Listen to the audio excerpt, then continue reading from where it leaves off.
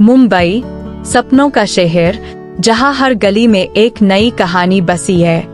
इस महानगर के भीड़-भाड़ भरे रास्तों के बीच एक साधारण सी लड़की, रिया, अपने सपनों के साथ जी रही थी। रिया, जिसकी आंखें समुद्र की तरह गहरी और चेहरा चांदनी रात जैसा चमकदार था, बांद्रा की गलियों में रहती थी। वह कॉलेज की पढ़ाई कर रही थी और साथ ही अपने परिवार की जिम्मेदारियों का भी ख्याल रखती थी।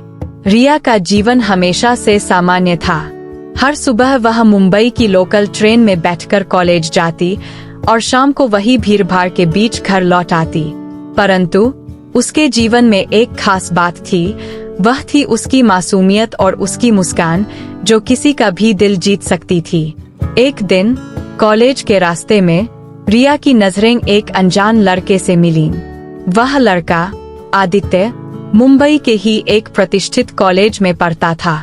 आदित्य की आंखों में रिया के लिए एक खास चमक थी, जैसे वह उसे पहले से जानता हो। रिया को पहली बार किसी ने इस तरह देखा था और वह उस नजर को कभी नहीं भूल पाई। आदित्य भी रिया की सादगी और खूबसूरती से प्रभावित हो गया था। कुछ ही दिनों में वह रोजाना उसी ट्रेन में आने लगा जिसमें रिया सफर करती थी। वह दूर से ही रिया को देखता और उसकी मासूमियत पर मोहित हो जाता। एक दिन जब ट्रेन अचानक से रुक गई और सभी यात्री परेशान हो गए, आदित्य ने मौका पाकर रिया के पास जाकर कहा, आपकी मुस्कान इस ट्रेन की थकान को भी हरा देती है। रिया थोड़ी घबरा गई, लेकिन आदित्य की सच्चाई और शराफत ने उसे सहेज कर दिया। धीरे धीरे रिया और आदित्य के बीच दोस्ती होने लगी। वे कॉलेज के बाद अक्सर मुंबई के मरीन ड्राइव पर मिलते, जहां समुद्र की लहरें उनकी बातचीत की गवाह बनतीं।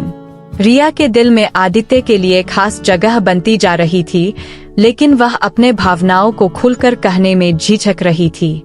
एक दिन मरीन ड्राइव पर जब सूरज डूबने को था और आसमान गुलाबी रंग में रंग गया था, आदित्य ने रिया का हाथ थामते हुए कहा, रिया, जब से तुमसे मिला हूँ, मेरा जीवन बदल गया है।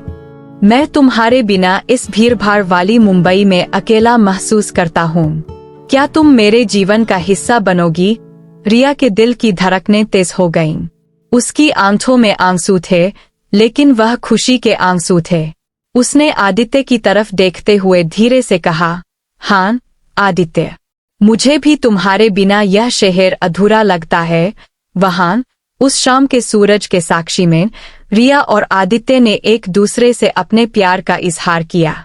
मुंबई की वो भीड़-भाड़ अब उनके लिए एक संगीत की तरह हो गई थी, जिसमें वे दोनों खोए रहते थे।